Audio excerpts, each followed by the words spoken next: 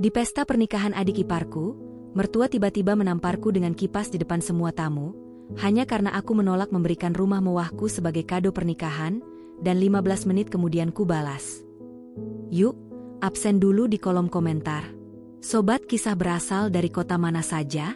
Jangan lupa tekan like dan subscribe, ya. Dukungan kalian sangat berarti agar channel ini terus berkembang dan bisa menyajikan cerita yang lebih seru. Terima kasih. Hari pernikahanku dipenuhi cahaya, senyum, dan pujian yang terdengar seperti nyanyian tanpa jeda. Aula besar itu berkilau oleh lampu kristal yang menggantung rapi di langit-langit, memantulkan bayangan gaun putihku ke setiap sudut ruangan. Semua orang berkata aku beruntung. Menikah dengan pria mapan, berasal dari keluarga terpandang, dengan masa depan yang katanya sudah tertata rapi seperti meja jamuan di hadapanku. Aku tersenyum. Aku selalu tersenyum. Namun, di balik senyum yang terlatih itu, dadaku terasa sempit. Ada sesuatu yang tak mampu kuterjemahkan sejak pertama kali aku melangkah ke pelaminan, sejak pertama kali mataku bertemu dengan sorot dingin perempuan yang kini resmi kupanggil ibu. Ibu mertuaku duduk anggun di barisan terdepan. Busananya sempurna, riasannya tegas, dan cara ia memandang sekeliling membuat siapapun paham bahwa ruangan itu, secara tak kasat mata, adalah wilayah kekuasaannya. Ketika aku menunduk mencium tangannya setelah akad, jemarinya dingin. Genggamannya singkat, nyaris seperti kewajiban yang ingin segera dilepaskan. Jaga suamimu baik-baik, ucapnya pelan, tanpa senyum. Kalimat itu terdengar biasa. Namun entah mengapa, ada tekanan yang terasa menempel di tulang rusukku. Aku menikah bukan hanya dengan seorang laki-laki bernama Arga, tetapi juga dengan keluarganya, tradisinya, dan harapan-harapan yang tak pernah mereka ucapkan secara terang-terangan. Aku tahu itu sejak awal. Namun aku tak pernah menyangka bahwa pernikahan ini akan terasa seperti melangkah ke dalam rumah megah dengan pintu terbuka lebar, tetapi tanpa satupun jendela untuk bernapas. Arga, suamiku, menggenggam tanganku sepanjang acara. Tangannya hangat, menenangkan. Ia menoleh padaku sesekali, tersenyum lembut seolah ingin berkata bahwa semuanya akan baik-baik saja. Aku mempercayainya. Aku selalu mempercayainya.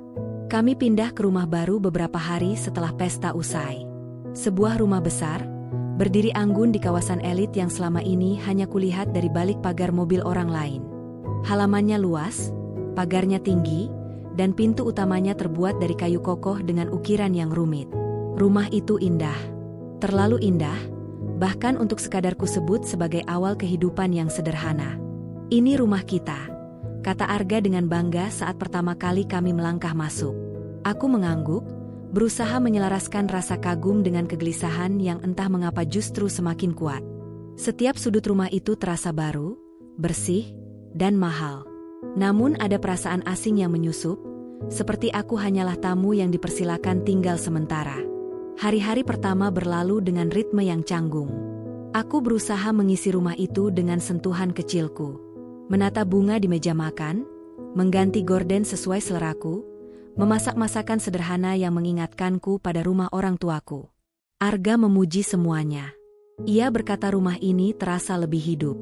Namun, kehidupan kami tak sepenuhnya milik kami. Ibu mertuaku datang tanpa banyak pemberitahuan.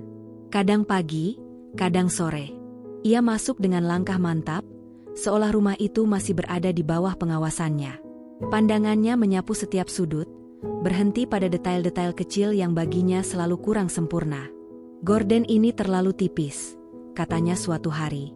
Masakanmu kurang asin, katanya di hari lain. Perempuan seharusnya lebih rapi mengatur rumah, ucapnya sambil menatap lurus ke arahku. Aku menelan semuanya. Aku menjawab dengan senyum dan anggukan. Aku ingin menjadi menantu yang baik. Aku ingin rumah tanggaku berjalan tanpa gesekan. Aku meyakinkan diriku bahwa ini hanyalah proses penyesuaian. Namun, perlahan aku mulai sadar. Yang disebut penyesuaian itu, rupanya hanya satu arah. Arga seringkali memilih diam. Bukan karena ia tak peduli, melainkan karena ia terlalu terbiasa hidup di bawah bayang-bayang ibunya. Setiap kali aku mencoba berbicara, ia akan berkata, "Ibu cuma khawatir," atau "Kau jangan terlalu sensitif." Aku berhenti bercerita. Aku belajar memendam. Suatu sore, ketika matahari mulai condong ke barat dan rumah terasa sunyi, ibu mertuaku duduk di ruang tamu sambil menyeruput teh. Aku duduk berhadapan dengannya, mencoba bersikap setenang mungkin. "Rumah ini besar," katanya, memecah keheningan. "Tanggung jawabnya juga besar." Aku mengangguk. "Kunci cadangan rumah ini sebaiknya dipegang keluarga," lanjutnya, seolah membicarakan hal remeh. Aku menatapnya, mencoba memahami maksud di balik kalimat itu. Jantungku berdegup lebih cepat, meski saat itu aku belum sepenuhnya mengerti mengapa. "Kita bicarakan nanti saja, Bu," jawabku hati-hati. Ia tersenyum tipis. Senyum yang tak pernah mencapai matanya. "Nanti," ulangnya pelan. "Tentu." Sejak hari itu, rumah yang semula terasa asing mulai berubah menjadi tempat yang menekan. Aku sering berdiri di depan pintu, menatap gagang kunci yang dingin, bertanya-tanya apakah benar rumah ini milikku. Ataukah aku hanya diberi izin tinggal, selama aku patuh dan tidak terlalu banyak bertanya. Aku belum tahu bahwa percakapan sederhana sore itu hanyalah awal. Awal dari serangkaian peristiwa yang kelak akan menyeretku ke dalam konflik yang tak pernah kubayangkan sebelumnya. Aku belum tahu bahwa kunci rumah ini bukan sekadar benda kecil dari logam, melainkan simbol. Simbol batas, kuasa, dan luka lama yang belum sembuh. Dan aku sama sekali belum tahu bahwa suatu hari nanti, aku akan berdiri tegak di rumah ini, dengan pipi panas oleh tamparan, dan hati yang tak lagi bersedia tunduk. Bab pertama hidupku sebagai menantu telah dimulai. Dan kesempurnaannya, hanyalah ilusi. Rumah itu semakin hari semakin terasa sunyi, meski nyaris tak pernah benar-benar kosong. Sunyi yang bukan berasal dari ketiadaan suara, melainkan dari perasaan bahwa setiap langkahku selalu diawasi.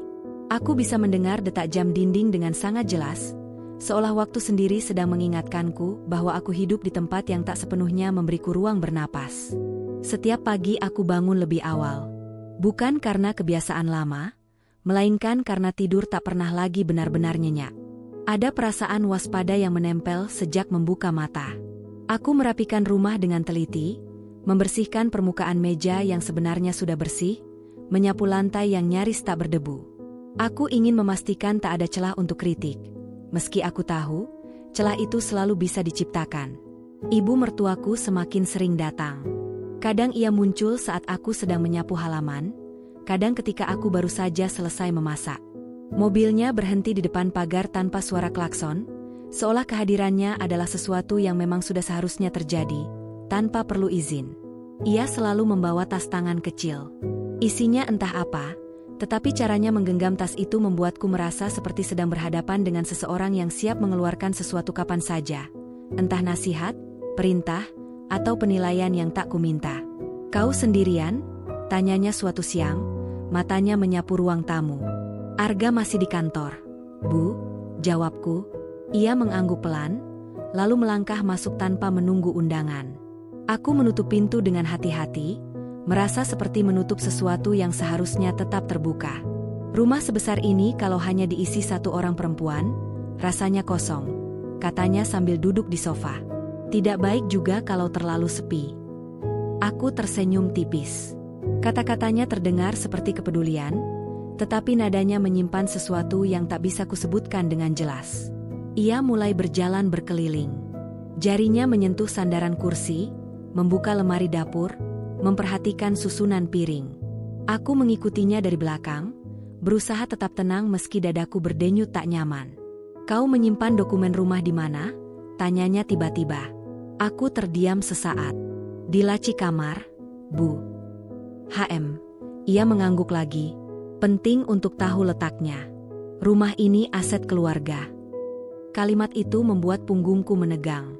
Aset keluarga. Bukan rumah kami. Bukan rumahku. Aku mulai memahami bahwa baginya, aku belum sepenuhnya menjadi bagian dari kepemilikan itu. Aku hanya pengelola sementara, seseorang yang diberi tugas menjaga, bukan menentukan. Malam harinya, aku mencoba membicarakan hal ini dengan Arga. Kami duduk di tepi ranjang, lampu kamar redup, hanya menyisakan cahaya lembut yang seharusnya menenangkan. "Mas, aku merasa ibumu terlalu sering mengatur," kataku pelan. "Aku seperti tidak punya ruang." Arga menghela napas. Ia memijat pelipisnya, lalu menatapku dengan sorot lelah. Ibu cuma ingin memastikan semuanya baik-baik saja, katanya. Kau tahu sendiri, sejak ayah meninggal, ibu jadi lebih protektif. Aku terdiam. Alasan itu selalu menjadi dinding yang sulit kutembus. Aku mengangguk, meski hatiku tak sepenuhnya menerima. Beberapa hari kemudian, permintaan tentang kunci rumah kembali muncul. Kali ini lebih jelas, lebih langsung, dan terasa lebih berat. Kami sedang duduk bertiga di ruang makan. Makan malam berlangsung dalam keheningan yang canggung. Sendok dan garpu beradu dengan piring, menciptakan suara kecil yang justru terasa terlalu keras. Besok ibu ingin salinan kunci rumah ini, kata ibu mertuaku sambil menatap Arga. Untuk jaga-jaga. Tanganku berhenti bergerak. Nafasku tertahan, meski wajahku tetap tertunduk. Arga menoleh padaku sekilas, lalu kembali ke ibunya. Untuk apa, Bu? Untuk kemudahan, jawabnya singkat. Kalau terjadi apa-apa, ibu bisa langsung masuk. Rumah ini terlalu besar untuk diurus sendiri. Aku mengangkat wajahku. Maaf, Bu, kataku dengan suara yang berusaha tetap stabil. Aku belum merasa nyaman memberikan kunci rumah. Ruangan itu langsung berubah dingin. Ibu mertuaku menatapku lama. Tatapannya tajam, seolah sedang mengukur sejauh mana keberanianku. Arga tampak gelisah, pandangannya berpindah-pindah di antara kami. Kau tidak percaya pada keluarga? Tanyanya pelan, tetapi syarat tekanan. Bukan soal percaya, jawabku. Ini soal batas. Aku ingin rumah ini menjadi tempat yang aman bagi kami. Kata-kataku menggantung di udara. Tak ada yang langsung menanggapi.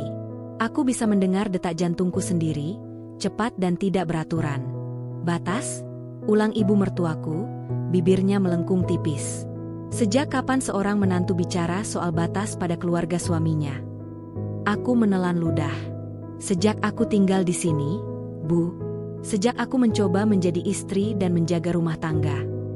Arga membuka mulut, seolah ingin berkata sesuatu, lalu menutupnya kembali. Diamnya seperti pengkhianatan kecil yang perlahan menggerogoti kepercayaanku.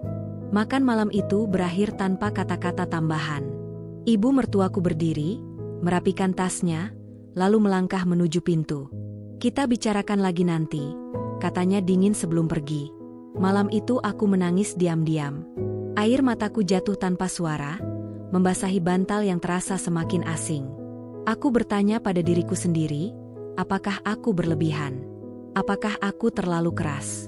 Atau justru aku satu-satunya yang masih berusaha menjaga harga diri?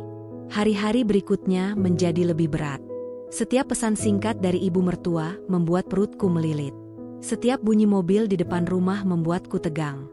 Kunci rumah yang tergantung di dekat pintu terasa semakin berat, seolah membawa beban makna yang tak pernah kuminta. Aku mulai sadar, permintaan kunci itu bukan soal keamanan. Itu adalah pernyataan tentang siapa yang berhak masuk kapan saja, tentang siapa yang memegang kendali. Dan aku juga mulai sadar, jika aku menyerah kali ini, maka akan ada permintaan lain yang menunggu di depan.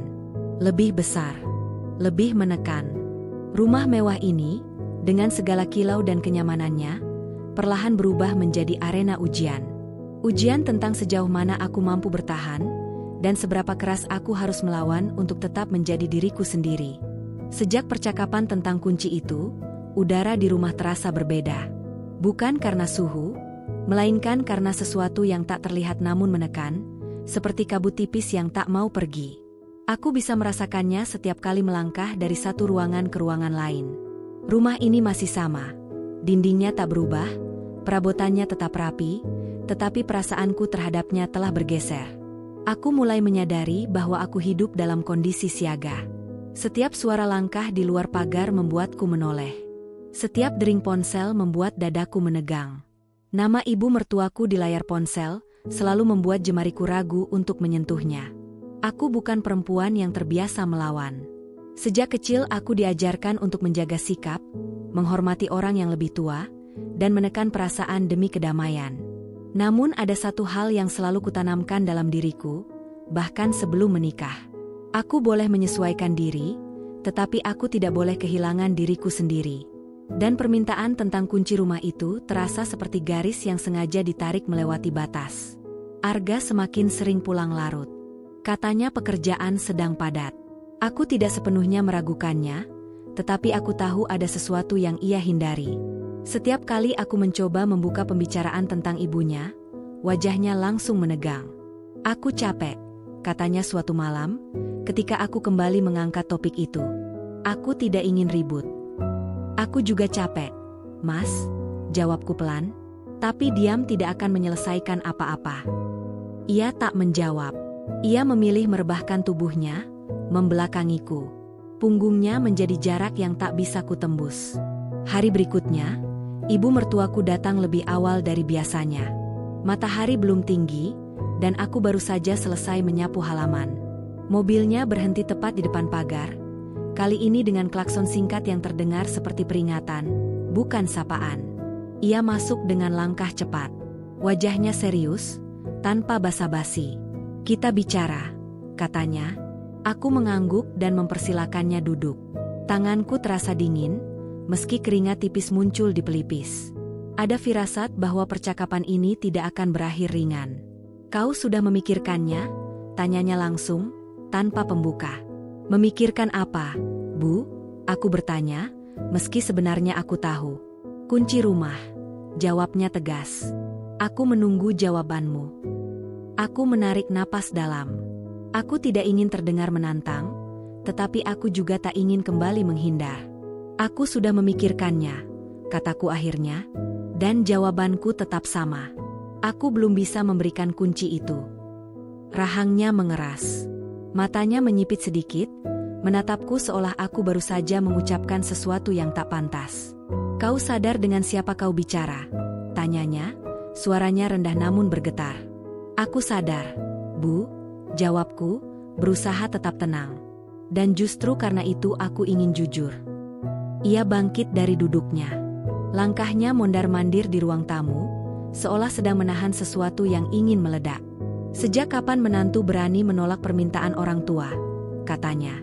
Aku bukan orang asing. Aku ibu dari suamimu. Aku berdiri juga. Lututku sedikit gemetar, tetapi aku memaksakan tubuhku tetap tegak.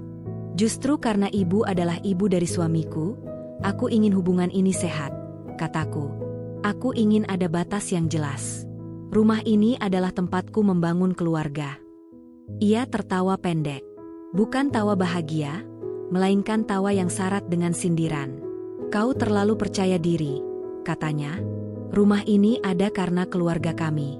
Kau tinggal di sini karena menikah dengan anakku. Kalimat itu menusuk lebih dalam daripada yang ia bayangkan. Dadaku terasa sesak, tetapi aku menolak membiarkan air mata jatuh. Aku tidak pernah menyangkal itu, jawabku. Tapi aku juga tidak datang ke pernikahan ini sebagai orang yang kehilangan hak untuk menentukan hidupku sendiri. Keheningan jatuh di antara kami. Detik-detik terasa panjang. Aku bisa mendengar napasku sendiri, berat dan terputus-putus.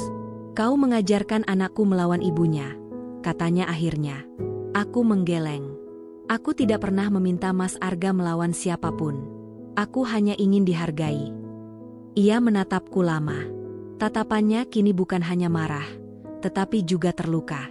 Namun luka itu tidak membuatnya melembut. Justru sebaliknya. Baik, katanya dingin. Kalau begitu, jangan salahkan aku jika aku ikut campur lebih jauh. Ia mengambil tasnya dan berjalan menuju pintu. Sebelum keluar, ia berhenti dan menoleh. Ingat satu hal, ucapnya. Kau tidak akan pernah lebih penting daripada darah dagingku sendiri. Pintu tertutup dengan suara tegas. Aku berdiri terpaku, jantungku berdegup kencang, tangan mengepal tanpa sadar. Hari itu aku tidak menangis. Aku terlalu lelah untuk itu. Malamnya, Arga pulang dengan wajah muram. Aku tahu, ibunya sudah berbicara dengannya. Ibu kecewa, katanya setelah makan malam. Katanya kau keras kepala. Aku menatapnya. Dan menurutmu? Ia terdiam. Beberapa detik berlalu sebelum ia menjawab. Aku cuma ingin semuanya tenang. Jawaban itu menghancurkanku lebih dari amarah ibunya. Aku menyadari sesuatu yang selama ini kucoba sangkal. Dalam konflik ini, aku berdiri sendirian. Aku tidak minta kau memilih, kataku lirih. Aku hanya ingin kau berdiri di sampingku. Ia menunduk. Diamnya kembali menjadi dinding yang dingin. Malam itu aku duduk sendirian di ruang tamu, menatap pintu utama dan gantungan kunci di sampingnya. Kunci rumah itu berkilau samar di bawah lampu. Benda kecil yang kini terasa seperti pusat dari segala kekacauan. Aku akhirnya mengerti. Permintaan ini bukan sekadar soal akses masuk. Ini tentang siapa yang berhak menentukan, siapa yang harus patuh, dan siapa yang dianggap hanya pelengkap. Dan untuk pertama kalinya sejak menikah, aku bertanya pada diriku sendiri dengan jujur. Sampai sejauh mana aku harus bertahan, sebelum harga diriku benar-benar hancur? Sejak hari itu, aku berhenti menghitung berapa kali ibu mertuaku datang ke rumah. Bukan karena ia jarang, justru karena kehadirannya kini terasa seperti bayangan yang menetap.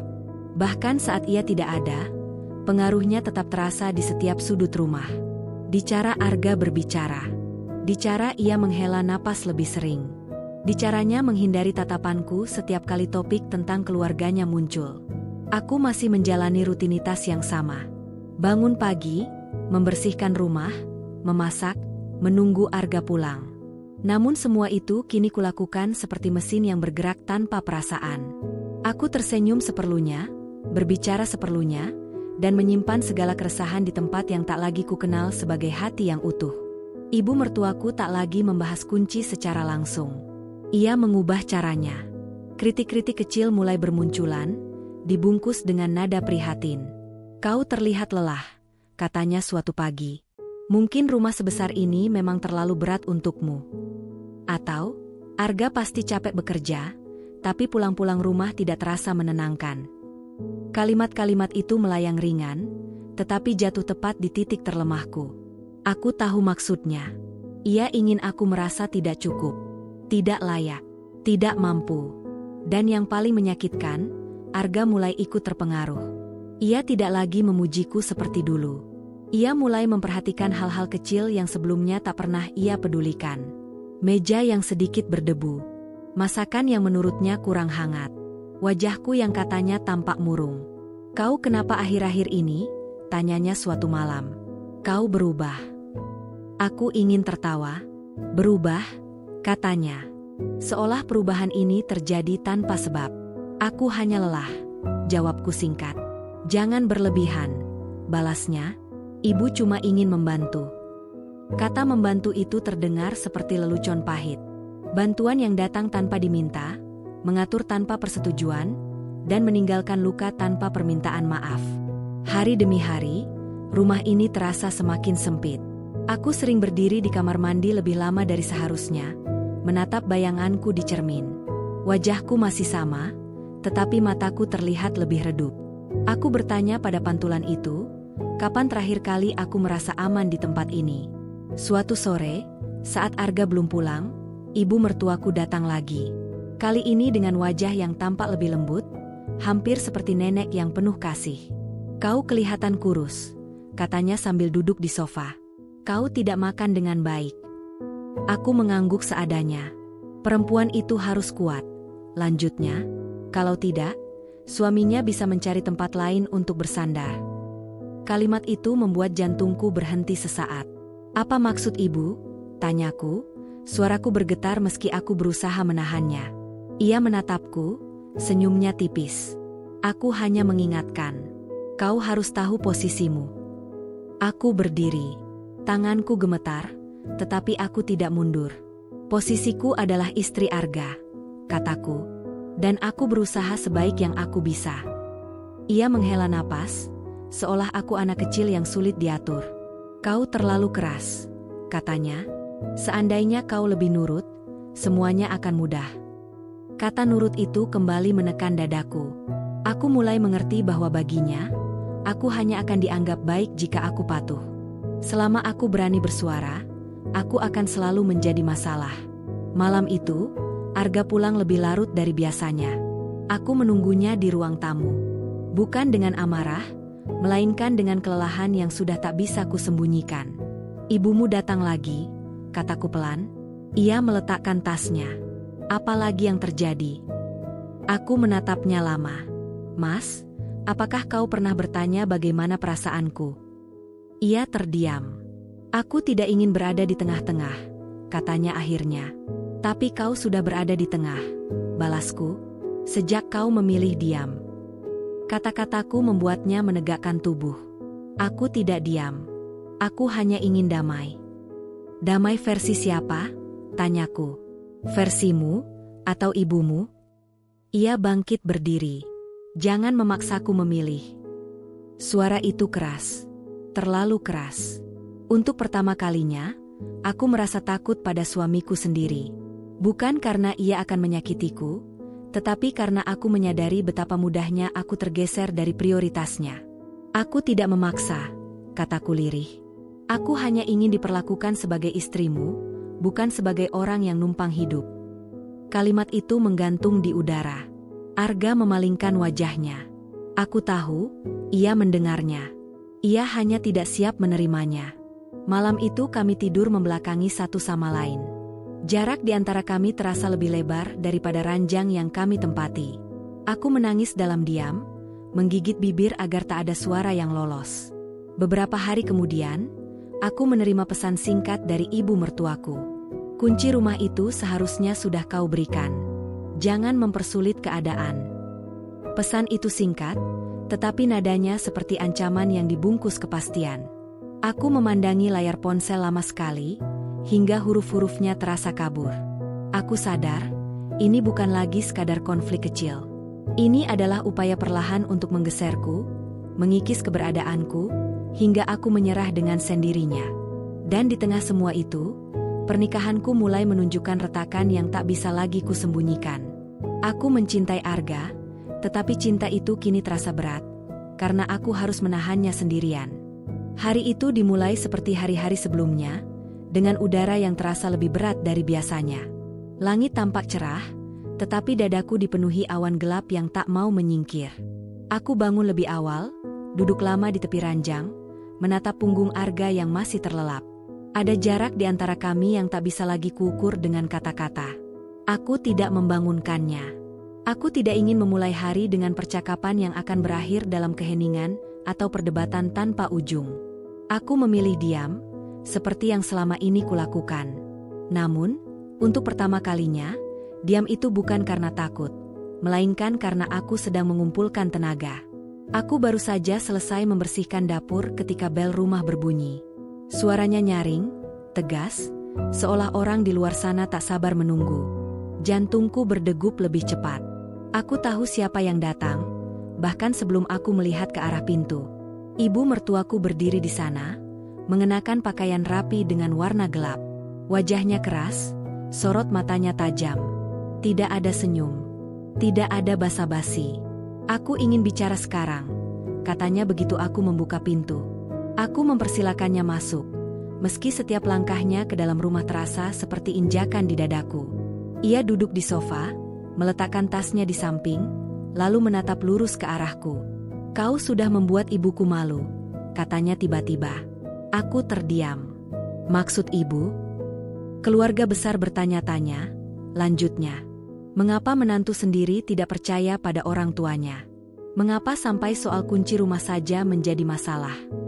Aku menarik napas panjang. Aku tidak pernah bermaksud mempermalukan siapapun. Namun itu yang terjadi, potongnya. Kau membuatku terlihat seperti orang asing di rumah anakku sendiri. Aku berdiri di depannya. Tanganku bergetar, tetapi suaraku tetap keluar dengan jelas.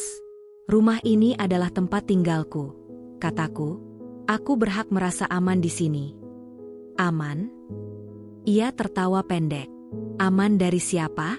Dari keluargamu sendiri? Dari tekanan? Jawabku jujur. Dari perasaan bahwa aku selalu diawasi. Wajahnya berubah. Matanya menyala oleh amarah yang selama ini mungkin ia pendam. Kau terlalu berani, katanya. Kau lupa diri. Aku menggeleng. Aku hanya mencoba mempertahankan batas. Ia berdiri mendadak. Langkahnya mendekat, terlalu dekat. Aku bisa mencium aroma parfumnya yang tajam, menusuk inderaku. Kau pikir kau siapa? Katanya dengan suara bergetar. Seorang perempuan biasa yang masuk ke keluarga ini, lalu merasa bisa mengatur segalanya. Dadaku terasa panas. Kata-katanya bukan lagi sindiran. Itu serangan langsung. Aku istri Arga, jawabku. Dan aku tidak akan menyerahkan kunci rumah ini. Kalimat itu meluncur begitu saja, tanpa rencana, tanpa filter. Dan detik berikutnya, dunia seolah berhenti. Tangan itu bergerak cepat. Terlalu cepat untuk kuhindari. Sebuah tamparan mendarat di pipiku, keras, menyakitkan. Suaranya menggema di ruang tamu yang sunyi. Aku terhuyung. Pipi kiriku terasa panas, perih, dan mati rasa sekaligus. Pandanganku berkunang-kunang, tetapi aku tidak jatuh. Aku berdiri, terpaku, menatap perempuan yang baru saja menamparku. Kau kurang ajar, katanya dengan napas tersengal. Aku tidak akan membiarkanmu merusak keluargaku. Aku tidak langsung menangis. Aku terlalu terkejut untuk itu. Aku hanya berdiri, merasakan denyut di pipiku, merasakan sesuatu di dalam diriku runtuh, lalu bangkit kembali dengan bentuk yang berbeda. Keluar, kataku pelan. Apa? Tanyanya, seolah tak percaya. Keluar dari rumahku, ulangku. Suaraku tenang, tetapi tegas. Sekarang, ia menatapku lama, lalu tertawa sinis. Kau akan menyesal. Tanpa menunggu jawabanku, ia mengambil tasnya dan pergi. Pintu tertutup dengan suara keras, meninggalkan keheningan yang menyesakkan. Aku berdiri sendirian di ruang tamu, tangan menempel di pipi. Air mata akhirnya jatuh. Bukan karena sakit fisik, tetapi karena penghinaan yang baru saja kualami. Aku tidak tahu berapa lama aku duduk di lantai, memeluk lutut, menangis tanpa suara. Yang aku tahu, sesuatu di dalam diriku telah berubah. Aku bukan lagi perempuan yang hanya ingin menjaga kedamaian. Aku perempuan yang baru saja dilecehkan, diinjak harga dirinya, dan dipaksa diam terlalu lama. Ketika Arga pulang, matahari sudah condong ke barat. Aku masih duduk di tempat yang sama. Ia langsung menyadari ada yang salah begitu melihat wajahku. Apa yang terjadi? Tanyanya panik. Aku mengangkat wajahku. Ia melihat bekas merah di pipiku. Matanya membesar. Ibumu menamparku, kataku. Ia terdiam. Wajahnya pucat. Apa? Aku menolak memberikan kunci rumah, lanjutku. Dan ia menamparku. Arga berjalan mondar-mandir. Tangannya mengusap rambut, napasnya berat. Ibu tidak mungkin, katanya pelan, lebih pada dirinya sendiri. Aku berdiri. Kau tidak perlu percaya padaku, kataku, tapi aku tidak akan tinggal diam lagi. Ia menatapku, bingung, terombang-ambing antara dua dunia yang selama ini ia coba satukan. Aku akan bicara dengan ibu, katanya akhirnya. Bukan itu yang aku butuhkan, jawabku. Aku butuh kau berdiri di sisiku. Ia terdiam lagi. Dan dalam diam itu, aku tahu. Keputusan apapun yang akan kuambil setelah ini, harus kujalani dengan atau tanpa dirinya. Malam itu, aku menatap wajahku di cermin. Bekas tamparan masih terlihat samar. Namun yang lebih jelas adalah sorot mataku. Tidak lagi ragu. Tidak lagi takut. Aku tidak langsung melakukan apapun setelah tamparan itu. Tidak ada teriakan balasan. Tidak ada laporan. Tidak ada adegan dramatis yang bisa memuaskan amarah sesaat. Aku memilih diam. Namun kali ini, diamku bukan lagi bentuk kepasrahan. Ia berubah menjadi ruang berpikir yang jernih, dingin, dan penuh perhitungan. Pagi setelah kejadian itu, aku bangun dengan kepala berat, tetapi pikiran terasa anehnya tenang. Pipi kiriku masih terasa nyeri ketika tersentuh, seperti pengingat yang sengaja ditinggalkan tubuh, agar aku tidak melupakan apa yang telah terjadi. Aku berdiri di depan cermin, menatap wajahku lama. Bekas kemerahan mulai memudar, tetapi perasaan terhina justru semakin jelas bentuknya. Aku tidak akan membiarkan ini berlalu begitu saja. Arga hampir tidak berbicara denganku pagi itu. Ia bersiap berangkat kerja dengan gerakan kaku, matanya menghindari tatapanku. Aku tahu, semalam ia pasti telah menerima pesan atau panggilan dari ibunya. Aku juga tahu, ia terjebak di antara dua sisi yang sama-sama menuntut kesetiaannya. Namun untuk pertama kalinya, aku tidak ingin lagi memahami posisinya. Aku ingin ia memahami posisiku. Aku tidak akan ke rumah ibumu, kataku saat ia mengenakan jam tangannya. Ia menoleh. Aku tidak memintamu. Aku tahu, jawabku. Aku hanya memberitahu. Ia mengangguk pelan, lalu pergi tanpa kata tambahan. Pintu tertutup, meninggalkan rumah yang kembali sunyi. Tetapi sunyi kali ini terasa berbeda. Tidak lagi menekan. Justru memberiku ruang untuk menyusun langkah. Hari itu aku mulai mencatat hal-hal kecil yang selama ini kuabaikan. Waktu kedatangan ibu mertuaku. Cara ia masuk tanpa izin. Kalimat-kalimatnya yang bernada merendahkan.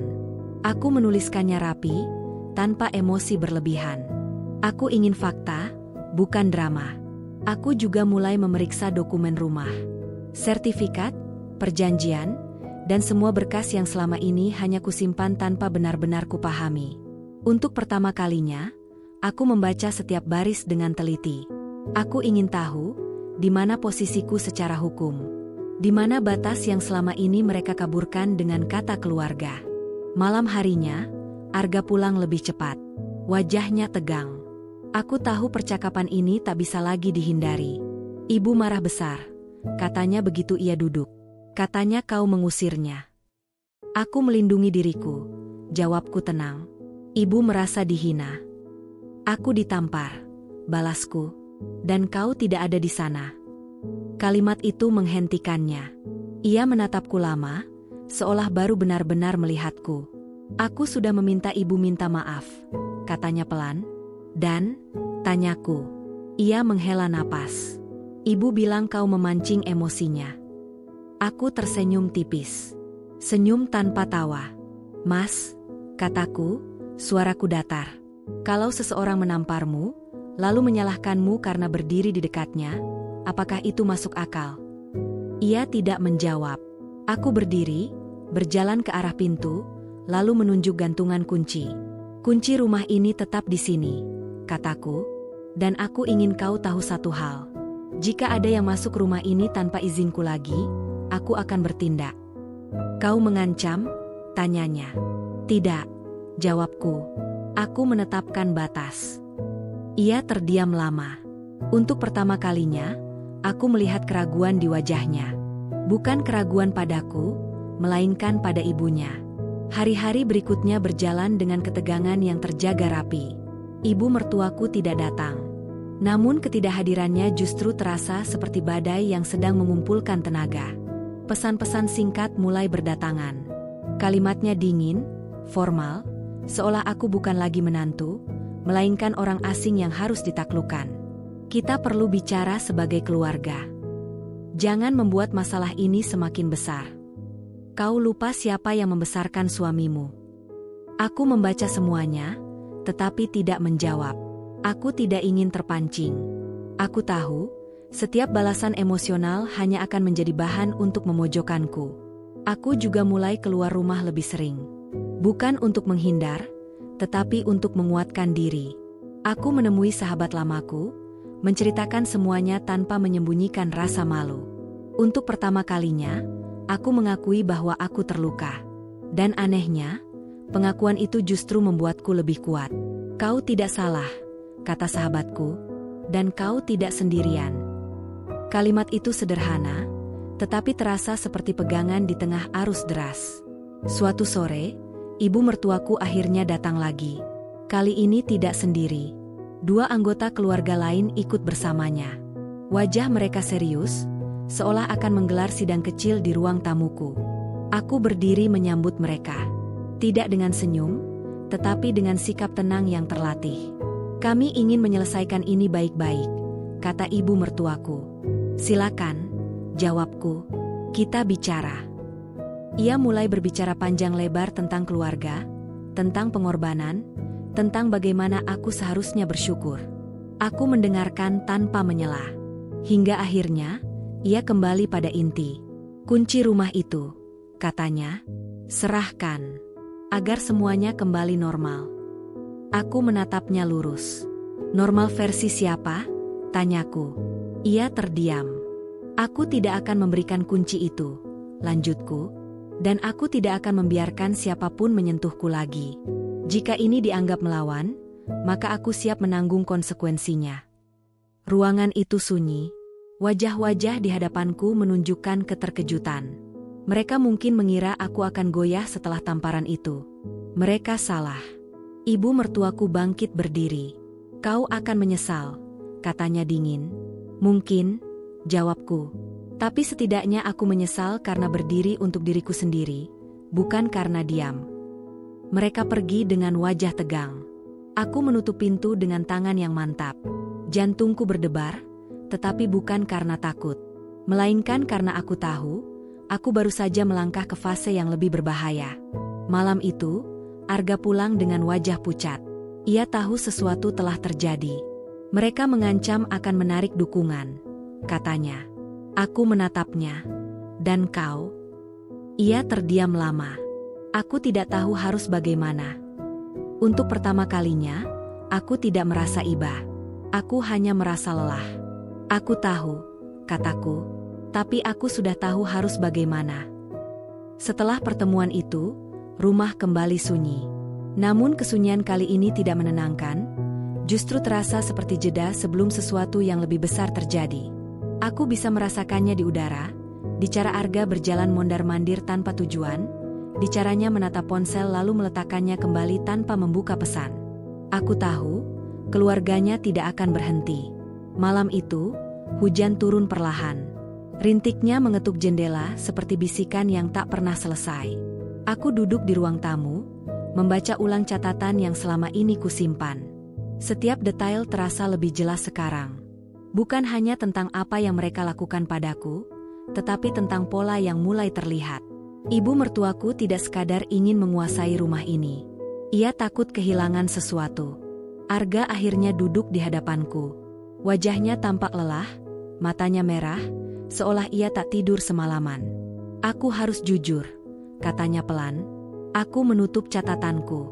Aku mendengarkan.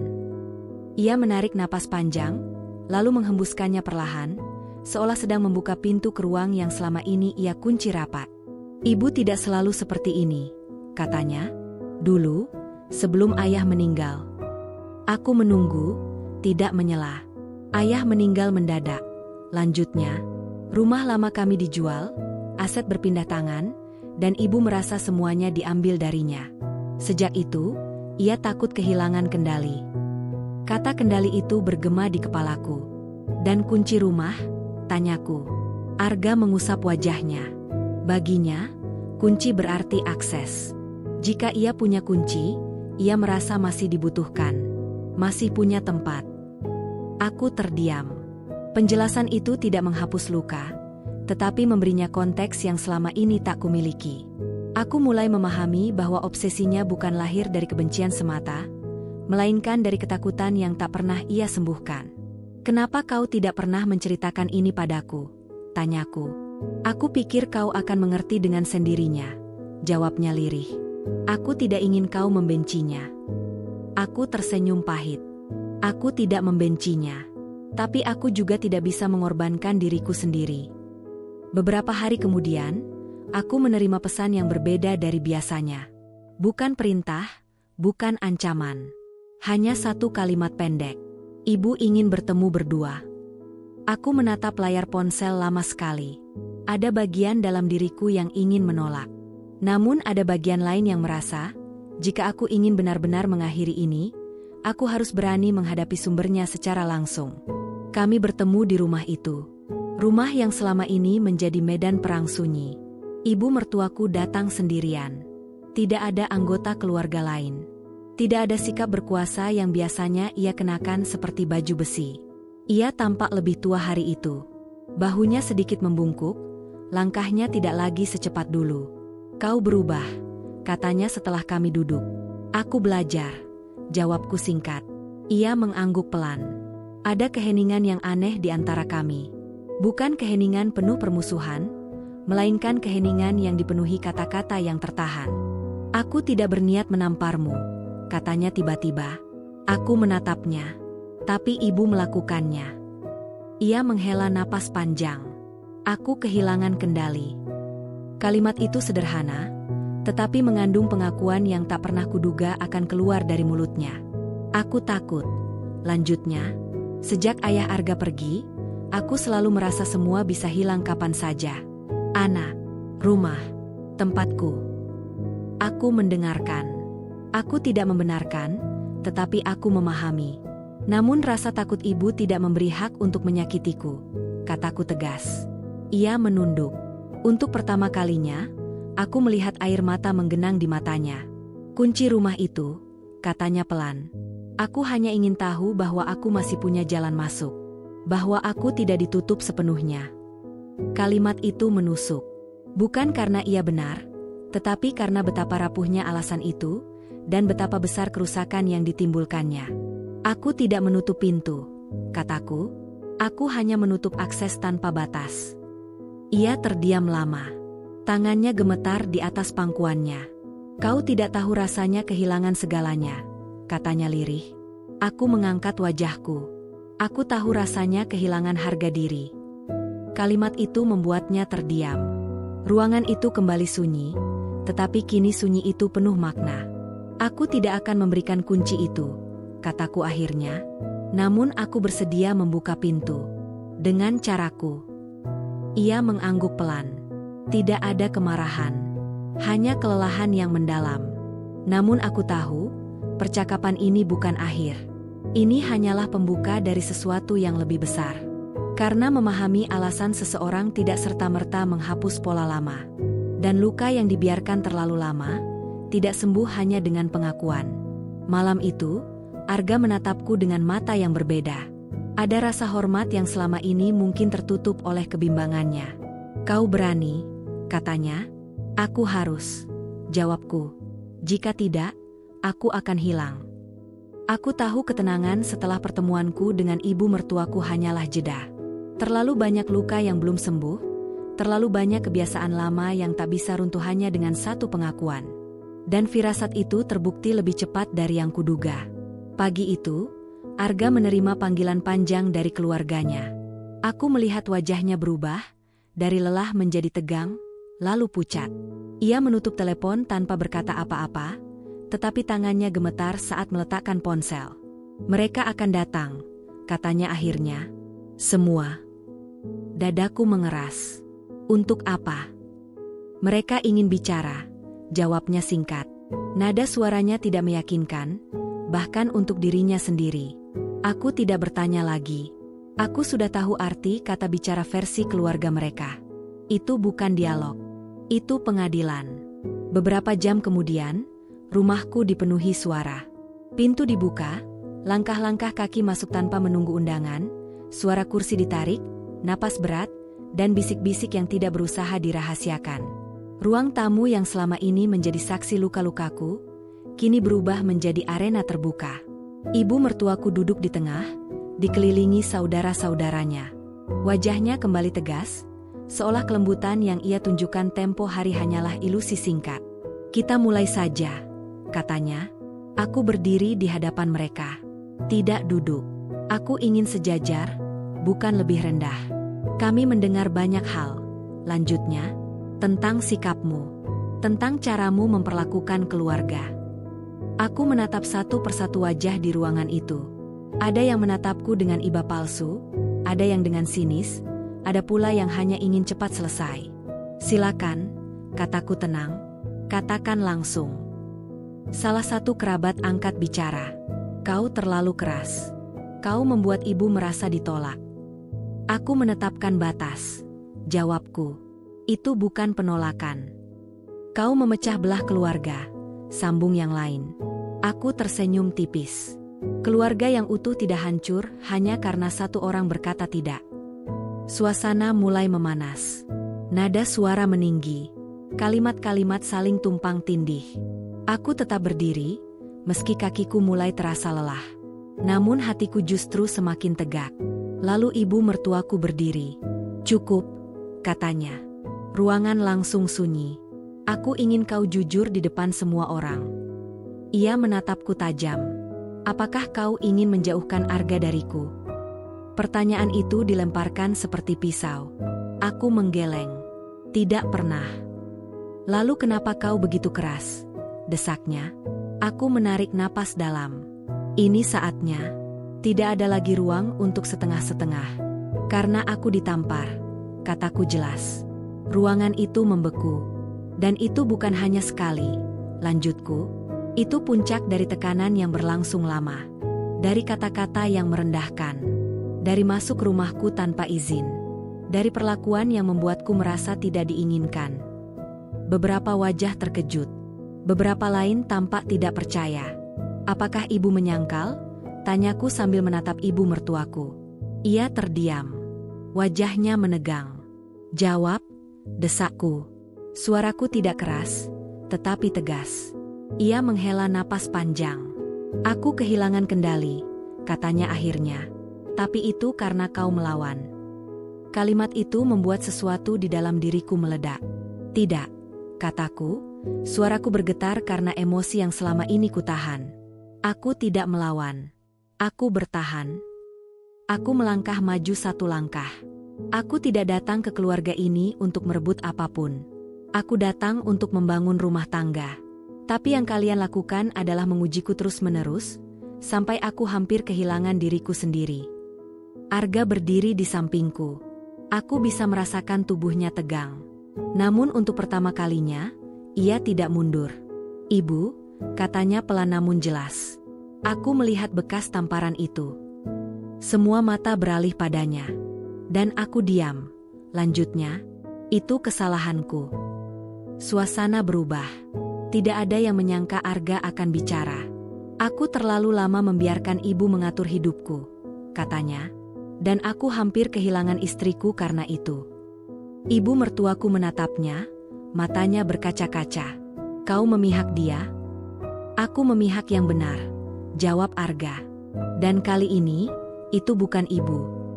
Kalimat itu jatuh seperti batu besar ke dalam keheningan. Ibu mertuaku terduduk kembali. Bahunya gemetar.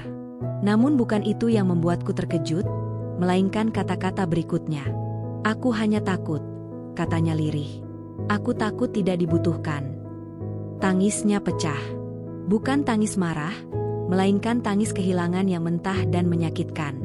Seluruh ruangan terdiam, seolah baru menyadari bahwa perempuan yang selama ini terlihat kuat, ternyata menyimpan ketakutan yang rapuh. Aku menatapnya lama. Hatiku bergejolak. Ada amarah. Ada luka. Namun juga ada empati yang tak bisa sepenuhnya kutolak. Aku mengerti ketakutan ibu, kataku akhirnya. Tapi rasa takut itu tidak boleh menghancurkan orang lain. Ia mengangguk pelan, air mata mengalir tanpa ia seka. Kunci rumah itu, katanya dengan suara hampir tak terdengar. Aku hanya ingin merasa masih punya tempat. Aku menatap Arga, lalu kembali ke ibu mertuaku. Tempat tidak ditentukan oleh kunci, kataku. Tempat ditentukan oleh rasa hormat. Ruangan itu sunyi kembali. Tidak ada tepuk tangan. Tidak ada pelukan dramatis. Hanya kelelahan kolektif setelah emosi yang tumpah ruah. Akhirnya, satu persatu mereka berdiri dan pergi. Tanpa ancaman. Tanpa perdebatan lanjutan. Hanya langkah kaki yang berat, seolah masing-masing membawa pulang kebenaran yang sulit diterima. Ketika pintu tertutup, aku merasa tubuhku lemas. Aku duduk perlahan. Arga duduk di sampingku, menggenggam tanganku erat. Aku minta maaf, katanya, karena terlambat. Aku menatapnya. Yang penting kau akhirnya sampai.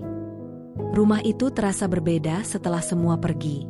Bukan karena sunyi, melainkan karena tidak ada lagi ketegangan yang menggantung di udara.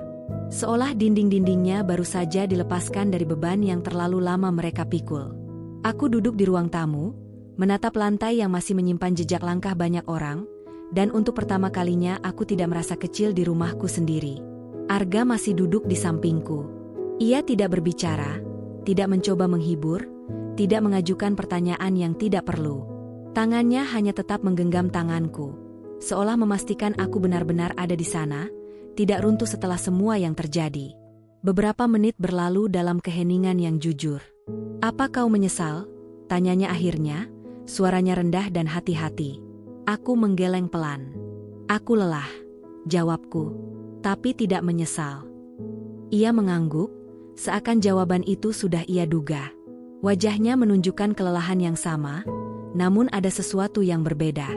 Beban yang selama ini menekannya sebagai anak, kini bergeser. Tidak hilang, tetapi tidak lagi menghimpit dadanya sendirian. Hari-hari berikutnya berjalan dengan ritme yang baru.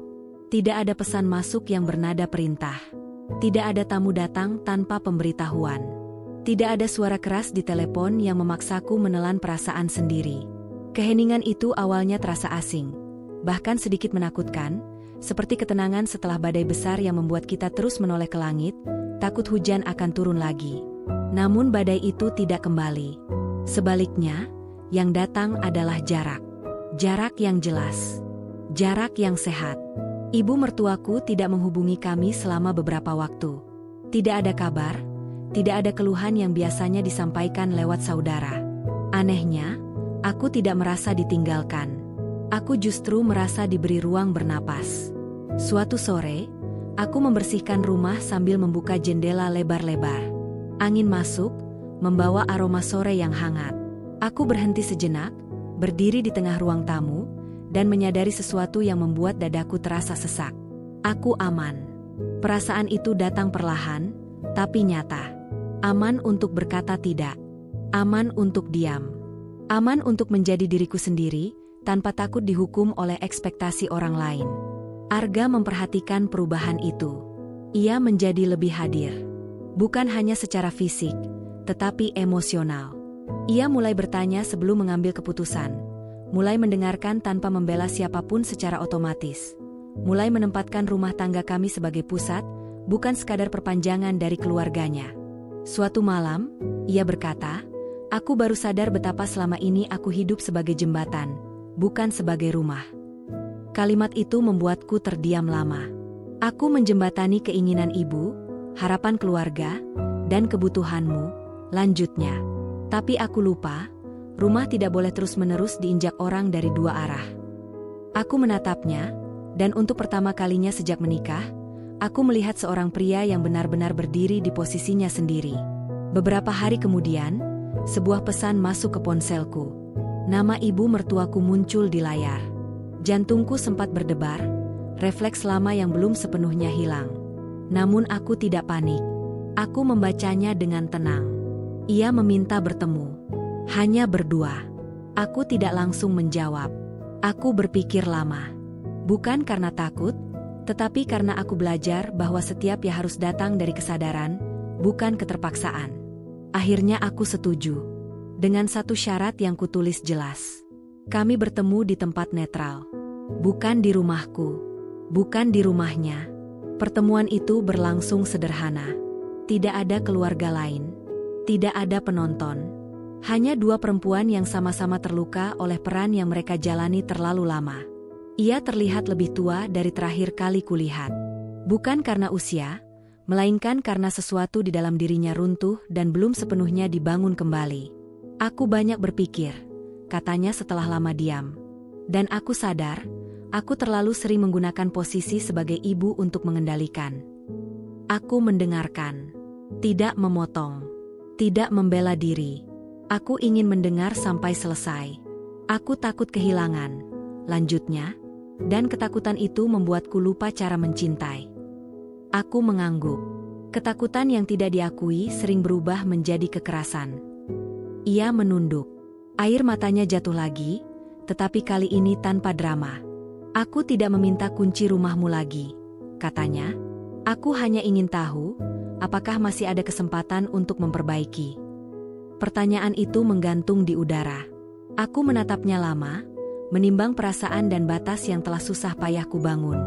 Ada, jawabku akhirnya. Selama batas itu dihormati. Ia mengangguk cepat. Aku akan belajar. Jawaban itu tidak menyembuhkan semuanya. Tidak menghapus luka. Tetapi cukup untuk membuka pintu kecil menuju perubahan. Saat aku pulang, langkah kakiku terasa ringan. Bukan karena semua masalah selesai, melainkan karena aku tidak lagi mengorbankan diriku untuk menyenangkan siapapun. Di rumah, Arga menungguku. Aku menceritakan semuanya. Ia mendengarkan dengan wajah serius, lalu berkata, "Terima kasih sudah berani memilih dirimu sendiri." Aku tersenyum kecil. Aku memilih kita. Tapi dengan cara yang sehat. Malam itu, aku berdiri di depan pintu rumah, menatap gagang pintu yang selama ini menjadi sumber konflik. Aku memegang kunci di tanganku, merasakan dinginnya logam itu, lalu memasukkannya ke saku. Kunci itu tetap milikku. Rumah itu tetap rumahku. Dan aku tidak perlu membalas dengan kemarahan untuk menang. Balasanku adalah batas. Balasanku adalah keberanian. Balasanku adalah tidak lagi tunduk pada ketakutan orang lain.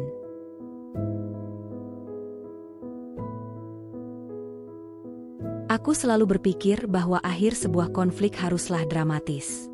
Ada teriakan terakhir, pintu dibanting, atau pelukan penuh air mata. Namun hidup tidak selalu bekerja seperti itu. Terkadang, penutup datang dalam bentuk yang jauh lebih sunyi. Justru disitulah kedamaiannya terasa paling nyata. Pagi itu, aku bangun tanpa rasa cemas. Tidak ada beban di dada, tidak ada pikiran berputar tentang siapa yang akan menelepon atau datang tanpa pemberitahuan. Aku membuka mata, menatap langit-langit kamar, dan menyadari bahwa aku tersenyum tanpa alasan khusus. Itu hal kecil, tetapi bagiku sangat besar. Arga masih terlelap di sampingku.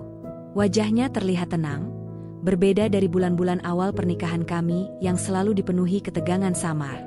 Aku memperhatikannya sejenak, lalu bangkit perlahan agar tidak membangunkannya.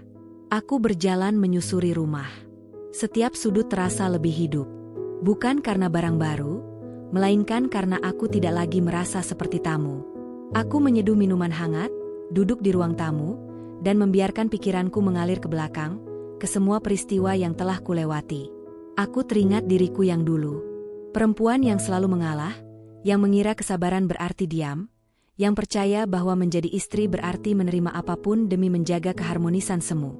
Aku ingin memeluk versi diriku yang lama, bukan untuk menyalahkan, tetapi untuk berterima kasih karena ia bertahan cukup lama hingga aku bisa berubah. Hari itu, aku dan Arga sepakat melakukan satu hal sederhana. Kami akan mengunjungi keluarganya bersama, untuk pertama kalinya setelah semua yang terjadi. Bukan untuk meminta restu ulang, bukan untuk membuktikan apapun. Hanya untuk hadir sebagai pasangan yang utuh. Aku tidak memaksakan diriku. Aku berpakaian sederhana, rapi, tanpa usaha berlebihan untuk terlihat sempurna. Untuk pertama kalinya, aku datang bukan sebagai menantu yang ingin diterima, tetapi sebagai diriku sendiri. Rumah ibu mertuaku terasa lebih sepi dari biasanya. Tidak ada suara ramai, tidak ada kerabat berkumpul. Ia menyambut kami di depan pintu, wajahnya menunjukkan kehati-hatian yang baru. Ia tidak langsung mendekat, seolah memberi ruang yang selama ini tak pernah ada. "Masuklah," katanya. Kami duduk di ruang tamu. Suasananya canggung, tetapi tidak menegangkan. Tidak ada sindiran. Tidak ada pertanyaan yang menjebak. Hanya percakapan ringan yang berjalan pelan, seperti orang-orang yang sedang belajar ulang cara berbicara. Aku memperhatikan ibu mertuaku. Ia tampak berusaha keras menahan kebiasaan lamanya. Beberapa kali ia hampir memberi instruksi, lalu berhenti sendiri. Usaha itu tidak sempurna, tetapi nyata. Sebelum kami pulang, ia memanggilku sebentar. Arga memberi kami ruang. "Aku ingin mengatakan sesuatu," katanya pelan. Dan kali ini, bukan sebagai ibu yang memerintah, tapi sebagai perempuan yang sedang belajar. Aku mengangguk. Aku tidak tahu bagaimana caranya meminta maaf dengan benar, lanjutnya.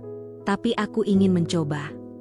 Ia menatapku, matanya jujur, tanpa tuntutan. "Aku menyesal telah menyakitimu. Tidak ada alasan yang bisa membenarkan itu." Dadaku menghangat. Aku tidak menangis. Aku tidak merasa perlu. Kata-kata itu cukup. "Aku menerimanya," jawabku, "dan aku berharap kita bisa melangkah dengan cara yang lebih sehat." Ia mengangguk. Tidak ada pelukan. Tidak ada janji besar. Tetapi untuk pertama kalinya, aku tidak merasa direndahkan.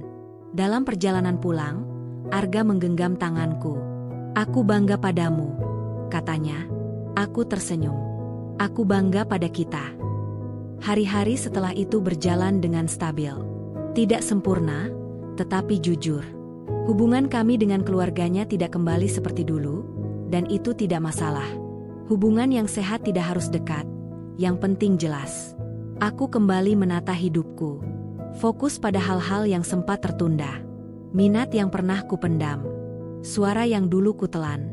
Aku mulai berani mengatakan apa yang kupikirkan tanpa takut dianggap kurang ajar. Yang paling penting, aku tidak lagi mengukur diriku dari penerimaan orang lain. Suatu sore, aku berdiri di depan pintu rumah, seperti yang sering kulakukan. Aku memegang kunci itu lagi. Kali ini bukan dengan emosi, melainkan dengan kesadaran penuh. Kunci itu bukan sekadar logam. Ia adalah simbol.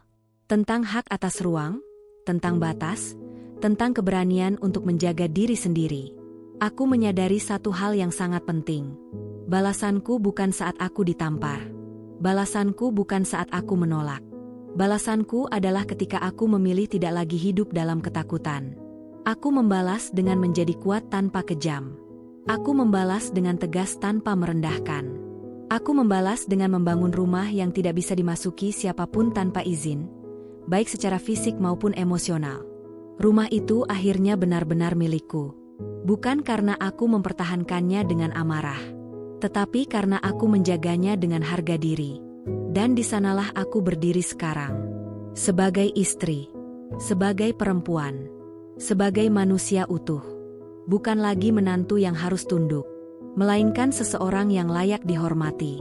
Cerita ini berakhir bukan dengan kemenangan besar, melainkan dengan kedamaian yang tidak bisa dibeli oleh siapapun. Dan itu adalah balasan terbaik yang pernah kuberikan. Selesai.